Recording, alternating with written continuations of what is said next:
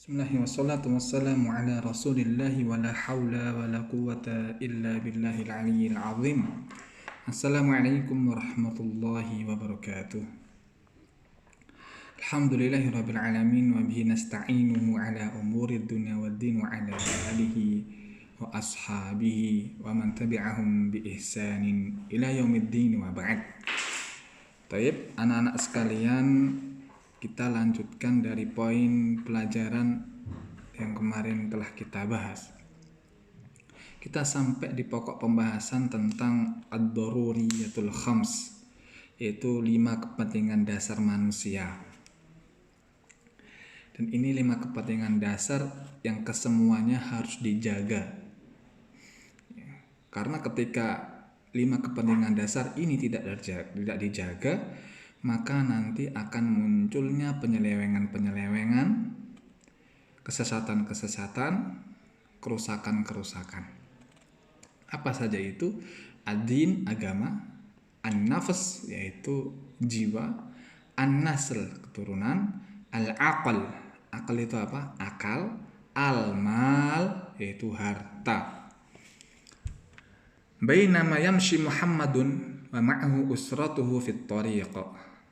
Ketika Muhammad, ini ada gambaran sebuah kasus gitu ya, gambaran sebuah kasus. Yang di sini diceritakan ketika Muhammad berjalan, wa ma'ahu, sedangkan bersamanya, usratuhu, keluarganya. Usrah itu keluarga. Fit tariqi, yang mana mereka berjalan di suatu jalan. Kharaja alaihim qutta'ut turuq, yang datang kepada mereka. Jadi Muhammad sama keluarganya jalan ke suatu jalan, kemudian keluar kepada mereka, menemui mereka siapa? Para begal. Jadi begal datang kemudian menghentikan mereka. Faqalu lahu, para begal itu mengatakan kepada Muhammad dan keluarganya, imma an tu'tina ma ma'aka min malin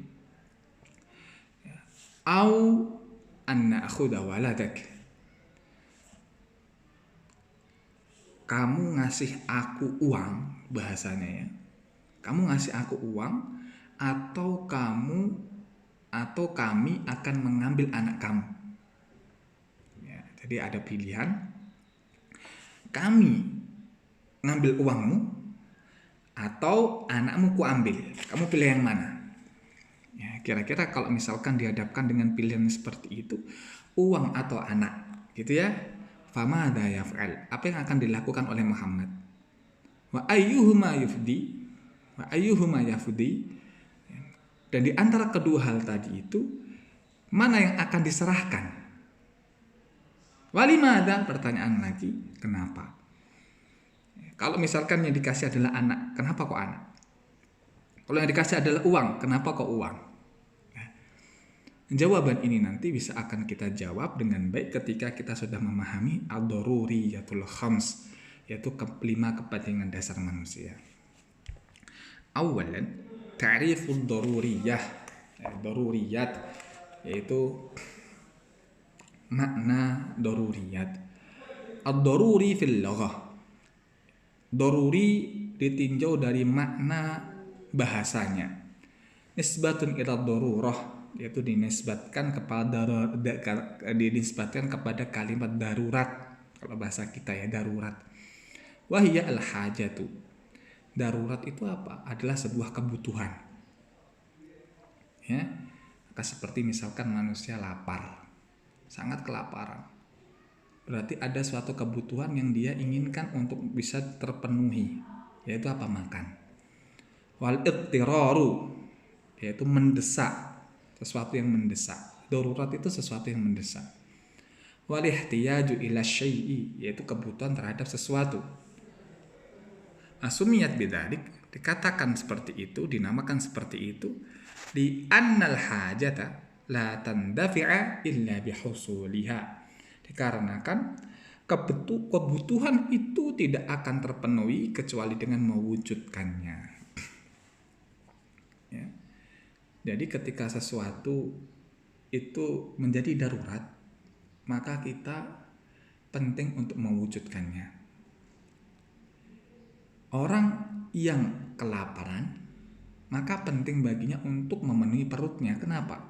Karena dirinya nanti bisa kemudian binasa, bisa mati. Maka penting bagi kita ketika sesuatu itu adalah sesuatu yang darurat, mendesak, maka agar segera untuk dipenuhi. Nah, kalimat darurat, daruriyat itu diambil dari kalimat daruri. Nah, itu secara bahasa. Sedangkan wa daruriyatul khams, ya, 5 kepentingan dasar tadi itu adalah hifdzuddin. Pertama adalah menjaga agama. Wan nafsi wa hifdzun nafsi, yaitu menjaga jiwa. Wan nasali, menjaga keturunan. Wal aqli, menjaga akal pikiran. Wal mali, menjaga harta. Wala budda lil insani minha. Yang ini merupakan suatu keharusan bagi manusia untuk memenuhi kelima hal tadi. Apa aja itu? Menjaga agamanya, menjaga jiwanya, menjaga keturunannya, menjaga akalnya, bahkan menjaga hartanya. Itu adalah kebutuhan bagi kita. Idla taqumu masalihud dini wad dunya illa biha. Dikarenakan tidak akan menjadi lurus maslahat dunia dan agama, maslahat din, yaitu masalah agama dan dunia kita, illa biha, kecuali dengan kelima hal yang kita sebutkan tadi. Maka ketika 5 hal itu tidak terpenuhi, maka rusaklah maslahat untuk dunia dan agama kita, dan yang muncul nantinya adalah kekacauan, kerusakan, kebinasaan. Wa yatarattabu ala wujudiha salahul insani fid dunya wal akhirah. Yang mana nanti ketika kelima hal itu terwujud di dalam kehidupan manusia, maka manusia akan mendapatkan kenyamanan hidup di dunia dan di akhirat. Wa idza fuqidat ikhtalla nizamul hayah. Namun ketika kelima hal tadi itu lantas tidak terpenuhi, hilang begitu, maka akan merusak tatanan kehidupan. Wa nasyabal fasad wal haraju fid dunya. Kemudian menyebarlah kerusakan di muka bumi, wal haraju fid dunya, munculnya kekacauan di dunia, wal halaku fil akhirah, dan tentunya nanti kebinasaan di akhirat. Contoh misalkan seseorang yang tidak mampu menjaga daripada keyakinan yang benar, keyakinannya salah, maka orang yang salah terhadap keyakinan, terhadap masalah agama, maka tentu rentetan-rentetan ke belakangnya itu akan berpengaruh dari hifdzun nafsi, menjaga jiwa, menjaga keturunan, menjaga akal, dan menjaga harta, itu pasti akan berpengaruh. Kenapa banyak orang yang tidak memiliki keyakinan yang baik terhadap agamanya, terhadap Allah Subhanahu wa taala, terhadap agama Islamnya, lantas dia gampang untuk membunuh orang lain, gampang melakukan zina sehingga rusaklah keturunan, gampang menenggak minuman khamr, minuman keras sehingga rusak akalnya, dan gampang untuk mengambil harta manusia dengan cara yang zalim. Itu semuanya diawali dengan keyakinan yang salah. Dia tidak menguatkan akidahnya, dia tidak menguatkan tauhidnya kepada Allah Subhanahu wa taala, sehingga dengan itu rusaklah seluruh tatanan kehidupan. Dan dengan banyaknya pembunuhan yang terjadi, kalau tadi adalah hifdzuddin, kalau tidak terpenuhi maka akan rusak semua tatanan. Kenapa dia dinomor satukan? Karena kalau tidak terpenuhi, kelima tatanan tadi rusak. Hifdzun nafs, itu tatanan yang kedua, gitu ya. Ketika itu tidak terpenuhi, maka akan terjadi pembunuhan-pembunuhan di mana-mana, bahkan jiwa tidak ada harganya. Manusia membunuh, maka akan dianggap suatu hal yang remeh-temeh. Padahal nyawa manusia merupakan nyawa yang berharga di sisi Allah Subhanahu wa taala. Dikarenakan perbuatan zina lantas wanita tersebut hamil, dia gugurkan daripada kandungannya. Karena khawatir aib, dia gugurkan kandungan, dia bunuh janinnya. Dia sudah merusak keturunan, kemudian dia juga membunuh jiwa dengan cara yang tidak dibenarkan oleh Allah Subhanahu wa taala. Maka lihatlah ketika masyarakat itu terbiasa melakukan praktek yang seperti ini, maka akan rusak tatanan kehidupan. Bahkan ketika mereka sudah menganggap hal ini adalah hal yang biasa, maka justru suatu kebiasaan yang dilakukan oleh seseorang menjadi suatu pembenaran, sehingga mereka merasa itu adalah benar, padahal itu salah. Maka ketika kelima hal ini tidak terpenuhi, maka rusaklah seluruh tatanan kehidupan manusia. Baik. Thaniyan, ad-dalilu ala hifdz daruriyatil khams. Dalil yang menganjurkan kepada manusia untuk menjaga 5 kepentingan dasar tadi. Dalilnya apa? Qala Allah Ta'ala, firman Allah Subhanahu wa taala, "Qul ta'alu atlu ma harrama rabbukum 'alaikum." Katakanlah ya Muhammad, kesinilah kalian semua, atlu ma harrama rabbukum 'alaikum, aku bacakan kepada kalian apa saja yang diharamkan oleh Rabb kalian kepada kalian. Apa saja itu yang diharamkan oleh Allah kepada kita semuanya? Allah berpesan, alla tusyriku bihi syai'a, janganlah kalian menyekutukan Allah dengan sesuatu apapun. Wabil walidaini ihsana, dan hendaklah berlaku baik kepada kedua orang tua. Wala taqtulu auladakum min imlaq, nahnu narzuqukum wa iyyahum, dan janganlah kalian membunuh anak-anak kalian karena khawatir jatuh miskin. Sesungguhnya kami narzuqukum, yang memberikan rezeki kepada kalian dan yang memberikan rezeki kepada mereka, yaitu anak-anak kita. Wala taqrabul fawahisha ma dhahara minha wa ma batan, dan janganlah kalian mendekati kekejian, perbuatan keji yang baik itu nampak ataupun yang tersembunyi. Wala taqtulun nafsal lati harramallahu illa bil haqq, dan janganlah kalian membunuh jiwa-jiwa yang Allah haramkan ya untuk dilakukan. Membunuh orang itu Allah haramkan darah untuk dialirkan kecuali dengan cara yang benar. Dzalikum wasaqum bihi la'allakum ta'qilun. Hal yang demikian merupakan wasiat dari Allah untuk kita semuanya, la'allakum ta'qilun, agar kalian berpikir, berakal. Wala taqrabu malal yatimi illa billati hiya ahsan, dan janganlah kalian sekali mendekati daripada harta anak yatim kecuali dengan cara yang lebih bermanfaat. Hatta ya balughu asyuddah, sampai mereka mencapai usia baligh.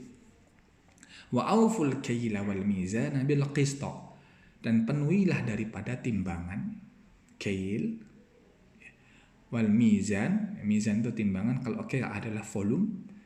Penuhilah kedua hal tadi, baik itu adalah volume, baik itu adalah timbangan, bil qist, dengan cara yang adil. La nukallifu nafsan illa wus'aha, dan kami tidak membebani suatu jiwa kecuali sesuatu yang mereka sanggupi. Wa idza qultum fa'dilu walau kana dza qurba, dan jikalau kalian berbicara, maka berbicaralah dengan cara yang adil, dengan cara yang jujur, walaupun itu kepada saudara sanak kerabat kalian. Dalam masalah syahadah, persaksian, walaupun itu adalah keluarga kita, kalau salah maka kita harus bersaksi dengan ungkapan yang jujur, dengan ungkapan sesuai dengan realita yang benar. Tidak boleh ada kerabat yang mencuri lantas kita menutup-nutupi, tidak jujur di dalam perkataan. Kenapa? Karena itu sanak kerabat kita. Maka harus jujur walaupun itu kepada sanak kerabat. Wa bi ahdillahi aufu, dan tepatilah janji-janji Allah Subhanahu wa taala. Dzalikum wasaqum bihi la'allakum tadhakkarun. Hal yang seperti tadi yang disebutkan itu merupakan wasiat Allah Subhanahu wa taala Yang dengan Allah berwasiat kepada kita semuanya agar kalian menjadi orang yang ingat. Fa fi hadhil ayah, dan dalam ayat yang kita baca tadi itu, yadharul ihtimamu bihafdhi hadhi daruriyati dhuhuran wadihan, yang mana Allah memberikan informasi terkait pentingnya menjaga kelima kepentingan dasar tadi, ya, yang mana Allah menyebutkan dengan cara yang wadah, jelas sekali, gamblang. Apa saja yang Allah sebutkan? Hafduddin fi nahyillahi 'anil syirk bihi, yaitu menjaga agama. Apa yang Allah sampaikan di ayat yang tadi? Allah berfirman, alla tusyriku bihi syai'a, janganlah menyekutukan Allah dengan sesuatu apapun. Allah berpesan, selama hidup di dunia, yang perlu untuk kita jaga selama kita hidup itu apa? Adalah tidak menyekutukan Allah dengan sesuatu apapun. Mungkin kita bermaksiat, iya. Namun jangan sampai pernah kemudian kita meninggal dunia dalam kondisi menyekutukan Allah Subhanahu wa taala. Iyadzubillah, kita berdoa kepada Allah agar Allah menyelamatkan kita dari kesyirikan yang kita sadari maupun tidak kita sadari. Maka ini yang harus kita jaga sampai kita meninggal dunia, kalimat tauhid itu. Bagaimana kita beramal untuk Allah, bagaimana kita mengisahkan Allah Subhanahu wa taala, dan ini adalah pelajaran seumur hidup kita untuk meningkatkan tauhid kita kepada Allah Subhanahu wa taala. Maka jangan sampai ketika kita menyekutukan Allah, jangan sampai kita menyekutukan Allah Subhanahu wa taala. Kenapa? Ketika seseorang telah rusak di dalam keyakinan, ya, sebagaimana yang Ustaz sampaikan tadi, maka pondasi hifdzuddin, menjaga agama ini akan hancur dengan sendirinya. Ya, contoh keyakinan yang salah misalkan. Dan ini nantinya sampai menjadikan logika itu tidak berfungsi dengan baik. Padahal manusia diberikan akal oleh Allah dan terjadi kerusakan di mana-mana. Contoh yang dulu pernah dilakukan oleh orang-orang kafir Quraisy. Mereka memiliki suatu keyakinan ketika akan safar, mereka jadikan nasib berada di atas kepakan sayap burung. Jadi mereka bawa burung, lantas burung itu mereka lepas. Ketika dilepas burungnya, burung kemudian terbang ke sisi kanan, itu menandakan kebaikan. Burung dilepas ke sisi kiri, itu menandakan keburukan. Maka mereka yang akan safar melihat burung terbang ke sisi kanan, itu pertanda baik yang mengharuskan mereka untuk segera safar. Namun kalau ke sisi kiri, hari ini jangan safar dulu. Kenapa? Karena nanti di jalan ada pertanda keburukan. Itu keyakinan. Maka ketika rusak suatu keyakinan, maka imbasnya itu nanti dalam urusan, dalam semua urusan yang dia lakukan.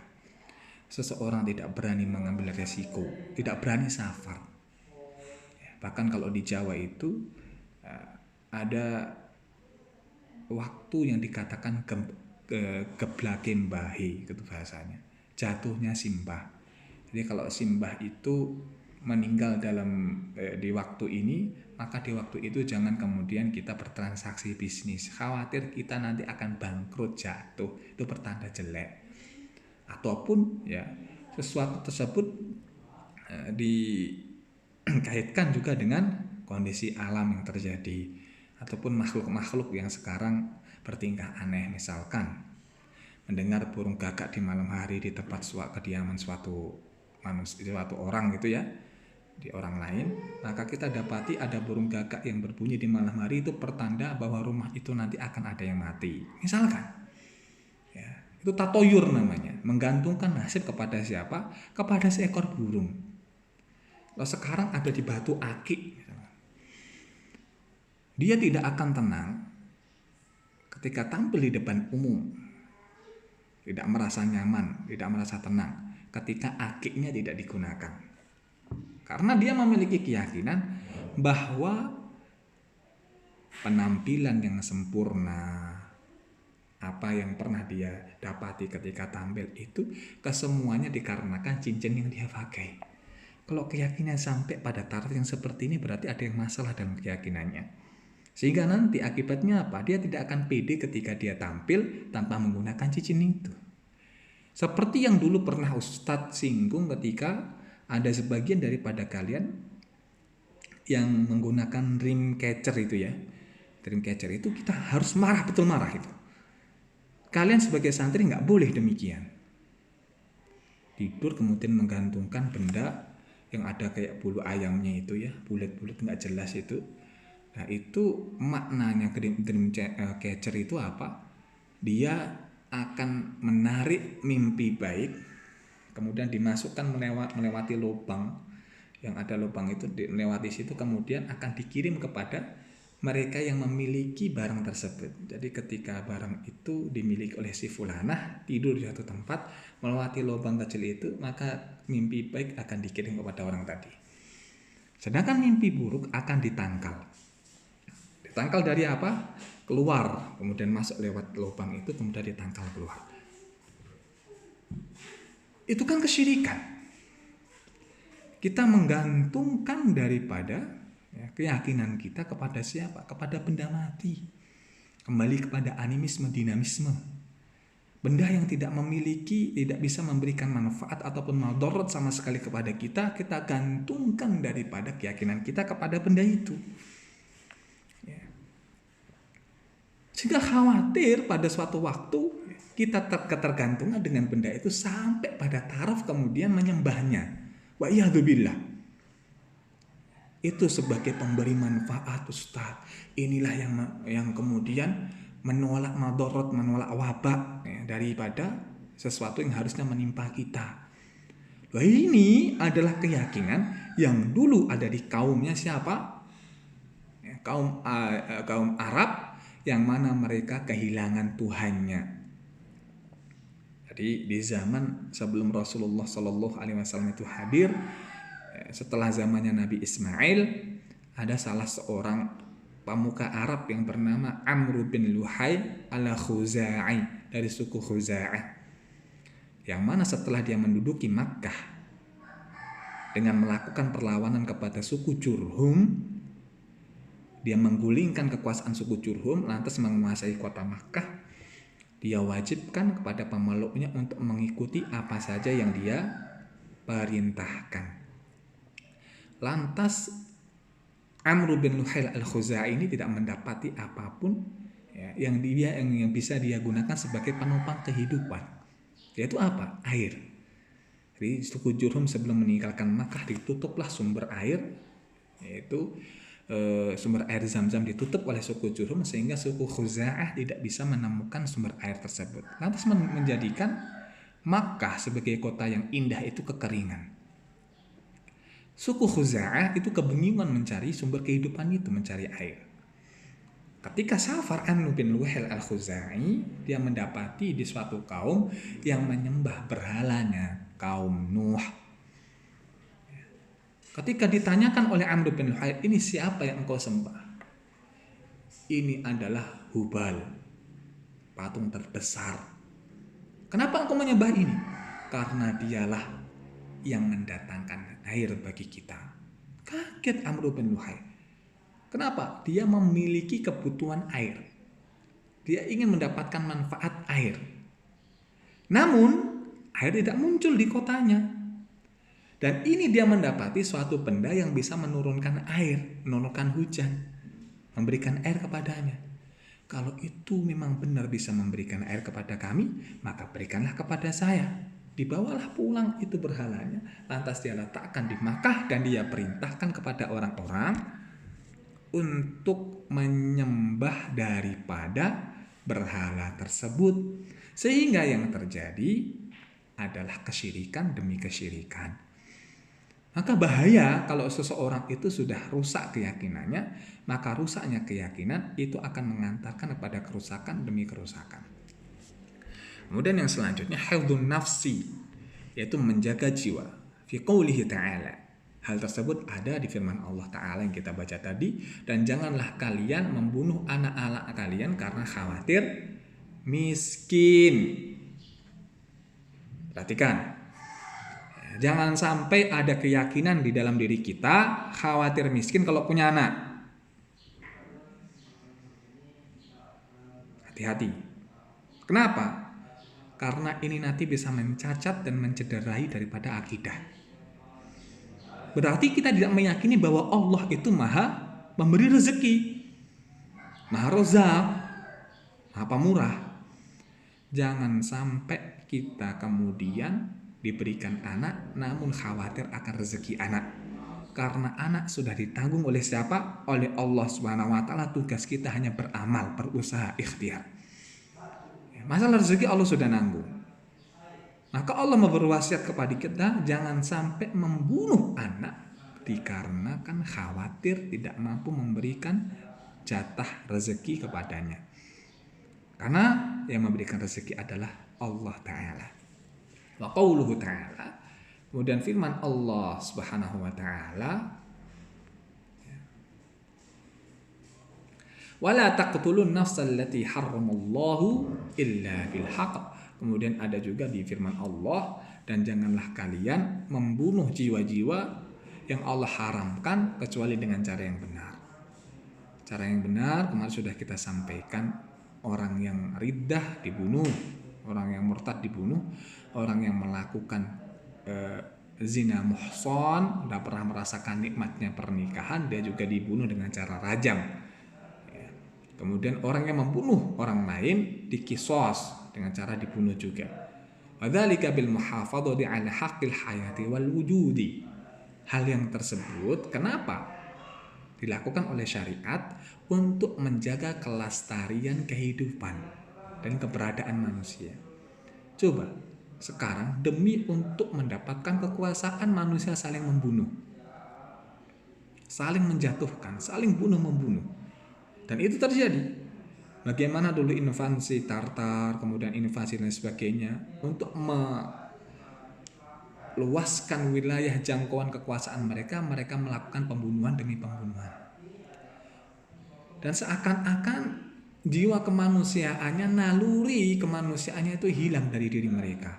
Yang muncul adalah kekejian demi kekejian. Lihat, ketika rusak keyakinan, kemudian muncul pembunuhan demi pembunuhan, lantas munculnya kekejian demi kekejian, merampas harta, memperkosa wanita, ya itu terjadi. Maka hal yang seperti ini jangan sampai kemudian ada celah di tengah-tengah kehidupan kita, orang yang memiliki tabiat suka membunuh orang lain. Maka kita harus menjaga, jangan sampai ada orang yang membunuh orang lain kemudian tidak dihukum dengan cara yang berat. Sejatinya kita harus menjaga itu. Bagaimana menjaganya? Dengan menegakkan syariat Allah Subhanahu wa taala. Syariat itu sangat menjaga. Kalau ada orang yang membunuh orang lain, maka hukumannya juga dibunuh. Maka ada orang lain yang nanti akan membunuh orang lagi, mereka akan berpikir ulang. Karena apa? Hukumannya adalah hukuman bunuh. Wallahu a'lam. Kemudian hifdzun nasal, menjaga keturunan. Fi qoulihi ta'ala, hal tersebut ada di firman Allah, wala taqrabul fawahisha ma dhahara minha wa ma batana. Dan janganlah kalian mendekati kekejian yang nampak ataupun yang tersembunyi. Amin a'dzamil fawahish az-zina. Dan dari kekejian yang paling besar adalah perbuatan zina. Ya. Baik itu nampak, ya hati-hati kita wasiatkan, baik itu nampak ataupun tidak. Karena kalian adalah para wanita yang mana nanti kalian akan menjadi kebanyakan dari wanita itu nantinya akan menjadi objek pelampiasan nafsu. Di dunia kita yang seperti ini dengan maraknya teknologi, maka sangat harus menjaga pergaulan. Jangan sampai kalian mengobrol ya, pergaulan bebas, mengobrol pergaulan bebas hanya dikarenakan atas nama cinta. Ataupun mengobrol cinta, ya, mengobrol sesuatu atas nama cinta. Sampai kalian memberikan sesemuanya kepada orang yang kalian cintai. Maka ini berat di hadapan Allah Subhanahu wa taala. Bahkan bagi kalian nanti ketika akan menjalani kehidupan. Kenapa? Karena trauma dari hal yang seperti ini itu berkepanjangan. Sampai kita tua hal yang seperti ini akan terus kita ingat. Jadi harus berhati-hati dari perbuatan keji, terutama itu adalah zina. Baik itu yang nampak ataupun yang tersembunyi. Maka wasilah-wasilah, perantara-perantara yang mengantarkan kepada perbuatan zina harus segera kita minimalisir. Kalau seandainya kemudian kita mengobrol itu semuanya, lantas mengorbitkan diri dan mengobrol diri kita di khalayak atas banyak orang yang feedback menyambutnya, maka harus berhati-hati. Itu muqaddimah, kalian harus berhati-hati. Jaga pergaulan. Jangan sembarang menerima ya pesan private message itu ya dari laki-laki ajnabi, laki-laki lain. Kita harus menjaga itu betul di pergaulan kita yang sekarang ini. Karena kalau sudah masuk pintu zina, maka kemaksiatan itu akan mengundang kemaksiatan yang lain. Tanamlah keyakinan itu pada diri kita bahwa kemaksiatan akan mengundang kemaksiatan yang lain. Sedikit demi sedikit akhirnya menjadi bukit, menjadi besar, maka itu nanti akan menjadi tanggungan kita, tanggungan pikiran kita, tanggungan dosa kita. Wadzalika li'annal insana khalifatullahi fi ardih. Dikarenakan manusia itu merupakan khalifah Allah di muka bumi, para pemimpin di muka bumi. Wal istimraril khilafati la budda min at-tanasuli wa ta'miril istimraril jinsi al-bashari. Maka untuk keberlangsungan khilafah tadi la budda min at-tanasul, maka harus adanya regenerasi. Regenerasi dengan cara yang ma'ruf, dengan cara yang baik. Adanya pernikahan. Maka salah satu cara untuk menjaga an-nasl adalah dengan cara menikah. Orang yang kemudian tidak menikah itu dikhawatirkan pasti ada kelainan. Ya. Bukan pasti, ya. Bisa jadi. Ya. Orang yang menjaga dirinya dari pernikahan itu bisa jadi. Ini tidak bisa kita pastikan pasti begitu ya. Bisa jadi memiliki kelainan. Sebagaimana Hasan Al-Basri yang melihat seorang pemuda di atas umur 25 belum menikah. Apa kata Hasan Al-Basri? Imma annaka ta'sillah, bisa jadi karena kamu gemar bermaksiat kepada Allah. Kamu sudah mencicipi itu semuanya di luar pernikahan. Kamu kemudian liarkan pandangan. Kamu melakukan perzinaan, bisa jadi sudah merasakan itu semuanya di luar pernikahan. Kemudian yang kedua, wali annaka inin, bisa jadi kemungkinannya kamu impoten, tidak mampu untuk menikah. Maka kalau seperti itu, ya bisa jadi kemungkinannya demikian. Tapi kita tidak boleh suudzon kepada orang yang belum menikah hingga sekarang. Karena mungkin ada beberapa kendala yang sekarang ini mereka dapatkan. Nah, kalian daripada pacaran mending nikah. Kenapa? Nikah itu motivasinya untuk melakukan keberlangsungan. Kita mencetak generasi yang nanti akan melanjutkan perjuangan ibunya, perjuangan bapaknya. Tapi kalau karena perzinaan munculnya anak, maka anaknya tidak dinasabkan kepada bapaknya. Cacat dia secara nasab, kasihan. Anak tidak bersalah, tapi orang tua, perbuatan orang tua tadi ditanggung oleh anaknya, kasihan. Maka ini akan merusak daripada hubungan nasab. Wa ta'miril istimraril jinsi al-bashari, kemudian melakukan pembangunan demi keberlangsungan hidupnya manusia. Kalau tidak ada pernikahan, maka manusia akan punah. Dibolehkannya pernikahan karena salah satu faktor tujuannya untuk melakukan keberlangsungan regenerasi tadi. Itu yang ketiga. Yang keempat adalah hifdzul mal, menjaga harta. Fi qoulihi ta'ala wala taqrabu malal yatimi illa billati hiya ahsan, dan janganlah kalian mendekati harta anak yatim kecuali dengan cara yang bermanfaat. Qauluhu ta'ala wa auful kaila wal mizana bil qist, dan penuhilah kail, volume, wal mizan, timbangan, dengan cara yang jujur, dengan cara yang adil. Di anal mal asbul hayah, dikarenakan harta merupakan penopang kehidupan. Ya. Dan kita tidak menafikan pentingnya harta dalam kehidupan, tidak. Namun harus berhati-hati dengan harta, iya. Kenapa? Karena harta dikatakan mal. Ya. Dalam bahasa Arab dinamakan mal, dan mal itu identiknya konotasinya negatif. Mala'anil haqq, dia menyeleweng dari jalan kebenaran. Maka konotasinya negatif mal itu. Orang yang kecenderungannya terhadap harta, maka selalunya konotasi syariat itu negatif. Namun harta itu memiliki peranan penting dalam menopang kehidupan seseorang. Kalau orang mengatakan sekarang bighairi fulus, enggak mulus, tanpa uang tidak akan berjalan lancar. Benar adanya. Namun harta bukanlah sumber satu-satunya untuk mendapatkan kebahagiaan. Harta bukanlah segala-galanya.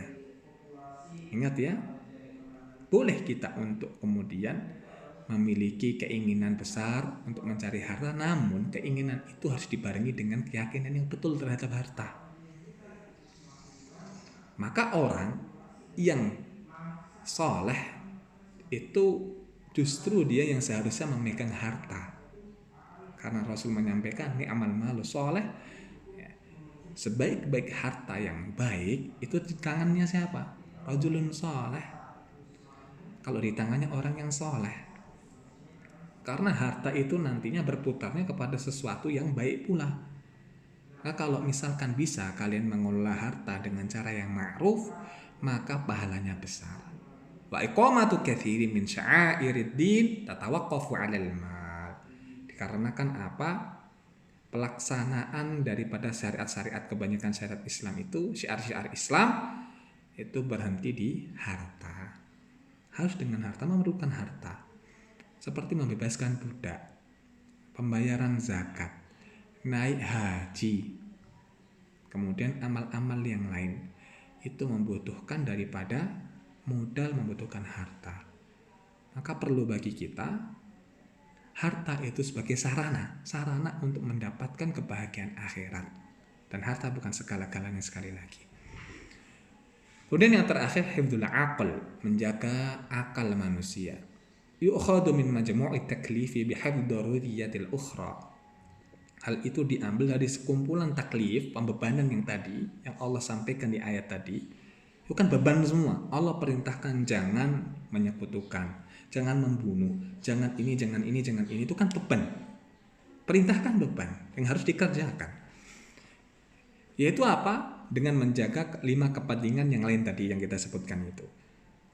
Li'annal ladzi yufsidu aqlahu la yumkin an yaquma bihifdzi tilka daruriyat. Karena alladzi yafsudu aqluhu, karena orang yang rusak akalnya, yafsudu aqlahu, la yumkin, tidak akan mungkin bisa mengemban 5 kepentingan dasar itu. Kalau orang sudah rusak akalnya, agamanya sudah rusak, keyakinannya sudah rusak, maka dia tidak akan bisa mengemban menjaga harta, menjaga nasl keturunan, menjaga jiwa dan lain sebagainya. Karena keyakinannya sudah salah, orientasinya sudah berbeda. Maka pentingnya menjaga akal itu untuk mengemban keempat hal yang tadi. Orang gila nggak akan mampu untuk menjaga harta. Ataupun orang yang tidak berakal, rusak akalnya, tidak akan mampu untuk mengemban amanah yang disebutkan tadi. Maka kenapa Allah mengucapkan, berfirman, dzalikum wasaqum bihi la'allakum ta'qilun, dan hal yang seperti itu merupakan wasiat yang diwasiatkan Allah kepada kita agar kita ta'qilun, berakal. Dari kalimat aql, yaitu akal. Akal itu dari kalimat iqol, dulu adalah tali yang digunakan untuk mengekang onta itu ya. Orang Arab menggunakan tali itu kemudian diikatkan di kepala itu. Yang kalau melihat ada para masyayikh yang menggunakan sorban kemudian diikatkan di sorbannya itu, tali itu nama iqol. Ya. Maka akal yang kuat itu yang terikat tadi itu ya, yang terikat. Maka pemikiran kita akan kuat. Mohon maaf, kalimatnya adalah bahwa kuatnya akalnya seseorang itu akan memberikan peranan penting di dalam menjalankan syariat. Li'anal aqla manatut taklif, dikarenakan akal manusia merupakan poros pembebanan. Kalau sudah tidak ada akal, maka manusia tidak akan dibebani syariat kok.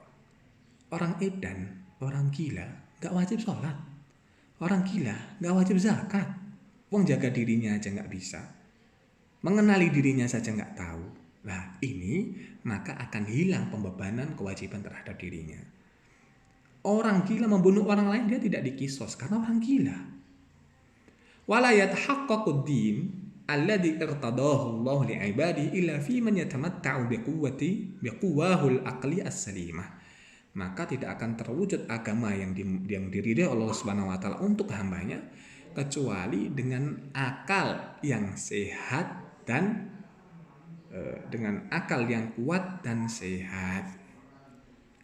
Wa an Ubadah bin Samit, dan diriwayatkan dari Ubadah bin Samit, anna Rasulullah sallallahu alaihi wasallam, bahwasanya Rasulullah pernah suatu ketika beliau bersabda, wa hawla isabatu min ashabih, dan di sekelilingnya ada para sahabat, bay'auni, berbaiatlah kalian semua kepadaku, ala alla tusyriku billahi syai'a, di atas sesuatu, yaitu tidak menyekutukan Allah terhadap sesuatu apapun.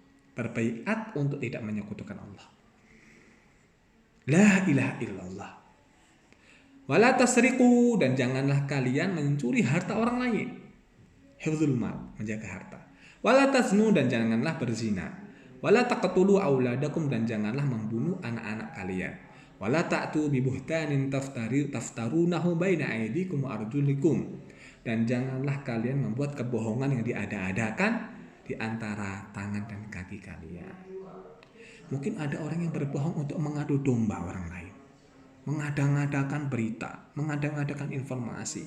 Ini enggak benar, sampaikan begitu untuk mengadu domba agar si fulan benci sama si fulan. Haram hukumnya. Wala ta'su fi ma'rufin, dan janganlah kalian bermaksiat kepada hal yang ma'ruf.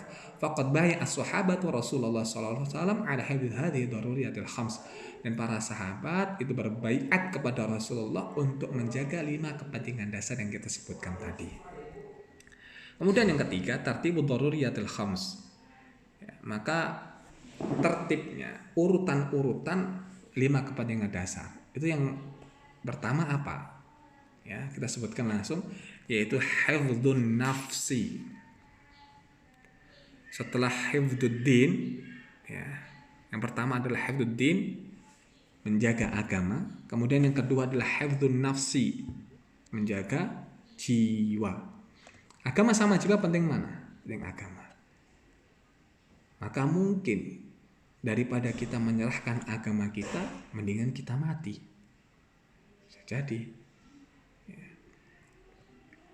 Kemudian yang selanjutnya adalah hifdzun nasal, menjaga keturunan.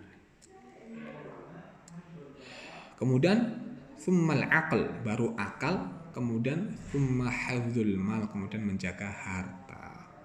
Maka urutan harta itu di terakhir. Banyak orang mengorbankan agama demi harta, mengorbankan keturunannya demi hartanya. Maka ini menjadi jawaban pertanyaan kasus yang pertama tadi. Kalau Muhammad berjalan bersama keluarganya, kira-kira ditawari oleh begal, dia ngasih yang mana? Anaknya kah atau hartanya? Yang lebih penting yang mana? Itu jawabannya apa? Nanti silahkan kalian cari sesuai dengan urutan tadi ya. Kemudian yang keempat, cara untuk menjaga 5 kepentingan dasar tersebut. Yakunu bi amrain. Hal itu bisa terwujud dengan 2 perkara. Satu, wujudi, wujud. Yang kedua, adami, adam. Wujudi itu dengan mewujudkannya, adami itu dengan meniadakannya. Maksudnya apa? Bila amali ala tahqiqiha wa ijadiha, dengan cara beramal, melakukan suatu aktivitas amal dengan mewujudkannya ataupun mengadakannya. Wa iqamatu arkaniha, mendirikan daripada tiang-tiangnya. Wa tathbitu qawaidiha, mengokohkan daripada pondasi-pondasinya, waqad arsalallahu ta'ala rusula. Allah telah mengutus rasulnya, wa anzalal kutuba, kemudian menurunkan kitab-kitab li da'watin nas ila tauhid, untuk mendakwahkan manusia kepada tauhid, wal imanu billah, iman kepada Allah. Wa mana hadil insani hayah, Allah memberikan kepada manusia suatu kehidupan. Wa amarahu ayyuhafidhu 'alaiha, dan memerintahkan manusia agar menjaganya. Wa abaha lahu zawad, membolehkan untuk menikah. Syarat membolehkan menikah, ya kan? Ketika hal itu dibolehkan berarti itu adalah wujudi, mewujudkan. Mewujudkan apa? Hifdzu an-nasl, menjaga keturunan. Syariat kemudian memerintahkan kita untuk menjaga jiwa-jiwa, berarti itu hifdzu apa? An-nafs. Syariat memerintahkan kita jangan sampai menyekutukan Allah, berarti itu untuk mewujudkan hifdzu ad-din, mewujudkan menjaga apa? Menjaga agama. Kemudian wa ataul ahla wa zawj, ini udah, wa amaru ayyasuna dzalika kullah, Allah memerintahkan untuk kemudian menjaga hal tersebut. Baik. Sampai nanti Allah perintahkan untuk mencari harta yang halal, itu kesemuanya adalah untuk mewujudkan, demi mewujudkan kelima hal tadi. Kemudian yang kedua adalah adami, yaitu meniadakan. Bahwa ma yakunu adamu sababan fi wujudil maksud, yang mana dengan tidak adanya hal tersebut justru nanti akan tercapainya suatu maksud, suatu tujuan. Dengan tidak adanya hal ini akan tercapainya tujuan. Wadzalika bidaf'il ikhtilalil waqi' wal mutawaqi' fiha. Dan hal itu dengan cara mencegah terjadinya kerusakan yang terjadi dan yang akan terjadi. Jadi untuk mewujudkan kelima hal tadi itu dengan cara mengadakannya ataupun mencegah sesuatu agar tidak terjadi. Contoh, hifdzul mal tidak akan terpenuhi, menjaga harta itu tidak akan terwujud kalau kita tidak menolak kesemua kemungkinan untuk menjaga ini. Misalkan membiarkan terjadinya apa? Pencurian, membiarkan terjadinya kedzaliman, merampas harta, membiarkan terjadinya riba dan sebagainya itu. Kalau kita tidak mencegah hal ini, maka ini tidak akan terwujud. Maka caranya apa? Dengan meniadakan itu semua. Pencurian ditiadakan. Kemudian adanya zina, pelacuran ditiadakan. Maka ini semuanya untuk mewujudkan itu tadi. Kesyirikan ditumpas habis untuk mewujudkan hifdzuddin itu tadi.